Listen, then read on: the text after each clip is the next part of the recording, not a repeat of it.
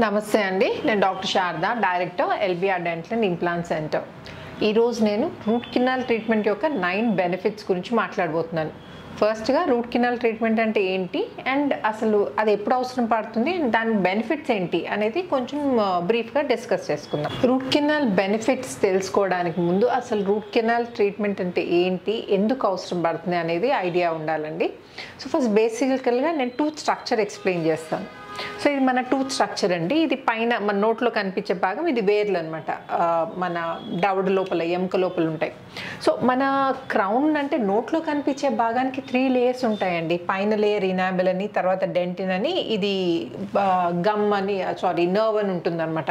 So ఈ enamel అనేది చాలా స్ట్రాంగ్ అండి, అంటే మన బోన్ కంటే చాలా స్ట్రాంగ్ ఉంటుంది అనమాట. Strongest substance in the body అని కూడా అనొచ్చు. Next followed by dentine. ఇది ఇనామిల్ అంత స్ట్రాంగ్ ఉండదు కానీ ఇది కూడా ఒక స్ట్రాంగ్ లేయరే. మధ్యలో ఈ నర్వ్ అని చెప్పాను కదండి, ఇది కొంచెం సాఫ్ట్ ఉంటుంది. అయితే పుచ్చు కనుక మనకి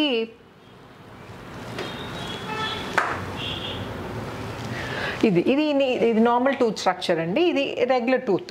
ఇప్పుడు డీకే కనుక మనకి ఇనామిల్లో ఉందనుకోండి, ఇనామిల్లో కానీ లేకపోతే ఈ డెంటిన్ సెకండ్ లేయర్ చూస్తున్నారు కదా, డెంటిన్లో కానీ ఉందనుకోండి, మామూలుగా డీకే పోర్షన్ తీసేసి సింపుల్ ఫిల్లింగ్ చేస్తే సరిపోతుంది. దానికి రూట్ కెనాల్ ట్రీట్మెంట్ అవసరం పడదనమాట. అండ్ ఆ కండిషన్లో నొప్పి కూడా ఉండదు. కానీ వన్స్ ఏంటంటే ఈ ఇనామిల్ డెంటిన్ దాటి నర్వ్లోకి అంటే మధ్యలో ఉన్న పల్ప్లోకి ఎంటర్ అయింది అనుకోండి, అప్పుడు నొప్పి వస్తుంది. అప్పుడు రూట్ కెనాల్ ట్రీట్మెంట్ అవసరం పడుతుంది. అండ్ ఈ నర్వ్ అనేది కంటిన్యూస్ స్ట్రక్చర్ అండి, రూట్ వరకు ఎక్స్టెండ్ అవుతుంది. చూస్తున్నారు కదా మీరు, ఇది కంటిన్యూస్ స్ట్రక్చర్ అనమాట. ఇక్కడ స్టార్ట్ అయిందంటే రూట్ ఎండ్ వరకు వెళ్తుంది. సో కొంచెం నర్వ్ ఇన్ఫెక్ట్ అయినా ఏంటంటే అది రూట్ ఎండ్ వరకు ఆ ఇన్ఫెక్షన్ అనేది స్ప్రెడ్ అవుతుంది. ఈ కండిషన్లో రూట్ కెనాల్ ట్రీట్మెంట్ అవసరం పడుతుంది అనమాట. సో ఈరోజు నేను రూట్ కెనాల్ ట్రీట్మెంట్ యొక్క 9 బెనిఫిట్స్ గురించి మాట్లాడబోతున్నాను. రూట్ కెనాల్ ట్రీట్మెంట్ బెనిఫిట్స్లో first and foremost pain relief అండి. పంటి నర్వ్ ఇన్వాల్వ్ అయితే ఏంటంటే విపరీతమైన నొప్పి వస్తుంది.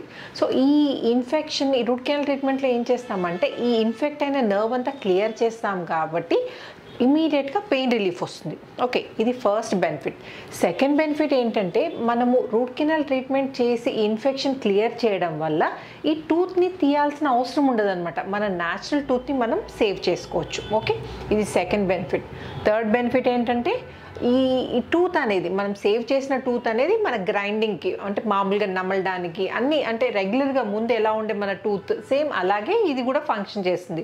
అంటే యాక్చువల్లీ రూట్ కెనాల్ ట్రీట్మెంట్ తర్వాత టూత్ డెడ్ అవుతుంది కానీ ఫంక్షనల్లీ అంటే నోట్లో ఫిజికల్లీ ఉంటుంది అండ్ ఫంక్షనల్లీ ముందులాగే మనము గ్రైండింగ్ అవన్నీ నార్మల్గా మనము కంటిన్యూ చేసుకోవచ్చు. నెక్స్ట్ బెనిఫిట్, ఇన్ఫెక్షన్ అంతా క్లియర్ చేస్తున్నాం. ఆల్రెడీ ఇన్ఫెక్ట్ అయిన నర్వ్ని రూట్ కెనాల్ ట్రీట్మెంట్లో ఇన్ఫెక్షన్ అంతా తీసేస్తున్నాం కాబట్టి మళ్ళీ ఇన్ఫెక్షన్ వచ్చే స్కోప్ ఉండదు. ఓకే, అండ్ నెక్స్ట్ ఏంటంటే కాస్ట్ ఎఫెక్టివ్. అంటే పన్ను ఇన్ఫెక్ట్ అయిందని దాన్ని తీసేసి మళ్ళీ రీప్లేస్ చేయాలంటే ఏం చేయాలి, బ్రిడ్జ్ రూపంలో పెట్టాలి. పక్క టీత్ సపోర్ట్ తీసుకున్న పెట్టాలి, లేకపోతే ఇంప్లాంట్ అన్న పెట్టుకోవాలి. సో ఆ కాస్ట్ కంటే ఈ రూట్ కెనాల్ ట్రీట్మెంట్ చేసి క్యాప్ వేసుకునేది చాలా రీజనబ్లీ ప్రైస్డ్ ఉంటుంది అనమాట when compare to other modes of treatment. And ఈ రూట్ కెనాల్ ట్రీట్మెంట్ చేయడం వల్ల ఏంటంటే పక్క టీత్ డిస్టర్బ్ కాకుండా ఉంటాయి. మనం రూట్ కెనాల్ ట్రీట్మెంట్ చేసినప్పుడు టూత్ సేవ్ చేస్తున్నాం. అదే పన్ను తీసేసి రీప్లేస్ చేయలేదనుకోండి పక్క టీత్ అన్ని డిస్టర్బ్ అవుతాయి అనమాట. అంటే పైన టూత్ కిందికి ఈ ఎంటీ స్పేస్లోకి పైన టీత్ కిందికి జారడం కానీ లేకపోతే పక్క టీత్ ఈ స్పేస్లోకి బెండ్ కావడం కానీ వచ్చే ఛాన్సెస్ ఉంటాయి అనమాట. సో అలైన్మెంట్ అనేది ప్రాపర్గా మెయింటైన్ అవుతుంది. అండ్ నెక్స్ట్ ఏంటంటే న్యాచురల్ అపియరెన్స్. ఒక్క టూత్కి రూట్ కెనాల్ ట్రీట్మెంట్ క్యాప్ పెట్టింది వేరు, పక్క టీత్ సపోర్ట్ తీసుకొని బ్రిడ్జ్ పెడితే ఏమవుతుందంటే 3 యూనిట్ అవుతుంది. సో న్యాచురల్లీ ఇది బెటర్ అనమాట when compare to bridge.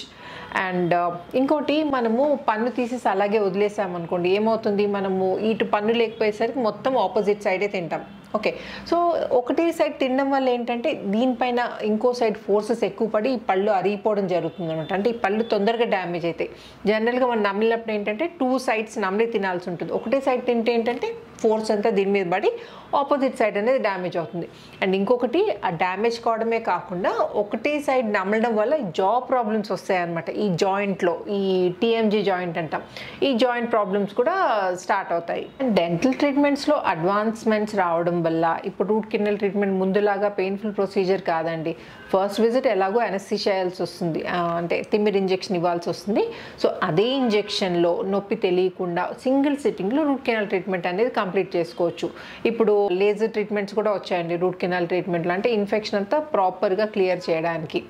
So ఇదండి రూట్ కెనాల్ ట్రీట్మెంట్ గురించి నేను చెప్పదలుచుకుంది. అండ్ ఇంకోటి ఏంటంటే మనం ప్రాపర్గా మెయింటైన్ చేస్తే అసలు పుచ్చులు అనేవి రాకుండా చూసుకోవచ్చు. అంటే బ్రషింగ్ చేసి మనము ఫ్లాసింగ్ అనేది జనరల్గా ఏంటంటే టూ టీత్ మధ్యలో ఇరుక్కుంటుంది అనమాట. మనం ఏదైనా ఫైబ్రస్ ఫుడ్ తీసుకున్నా కానీ సో ఇరుక్కుని తిన్న పదార్థాలు అలాగే మిగిలిపోయాయి అనుకోండి, సో టూ టీత్ మధ్యలో డీకే వచ్చే ఛాన్స్ ఉంటుంది. సో ఫ్లాసింగ్ అనేది ప్రాపర్గా చేస్తే ఈ డీకే అనేది అవాయిడ్ చేయొచ్చు. ఒకవేళ పన్ను పుచ్చిపోయినా కానీ ఇనిషియల్ స్టేజ్లో అయితే ఫిల్లింగ్ చేసుకోవచ్చు. కొంచెం ఫర్దర్గా స్ప్రెడ్ అయింది అనుకోండి ఇన్ఫెక్షన్, రూట్ కెనాల్ ట్రీట్మెంట్తో మనము మన టూత్ని మనం సేవ్ చేసుకోవచ్చు. సో ఇదండి నేను రూట్ కెనాల్ ట్రీట్మెంట్ గురించి చెప్పదలుచుకుంది. ఇంకా దీని గురించి or any other dental treatment గురించి మీకు ఏమైనా డౌట్స్ ఉంటే నన్ను కామెంట్ సెక్షన్లో అడగండి. నేను వీలైనంత తొందరగా నేను రిప్లై ఇవ్వడానికి ట్రై చేస్తాను. ఈ వీడియో మీకు నచ్చినట్టయితే లైక్ చేయండి. అండ్ ఇంకా సబ్స్క్రైబ్ చేయకపోతే మాత్రం తప్పకుండా సబ్స్క్రైబ్ చేయండి. Thanks for watching. నమస్తే.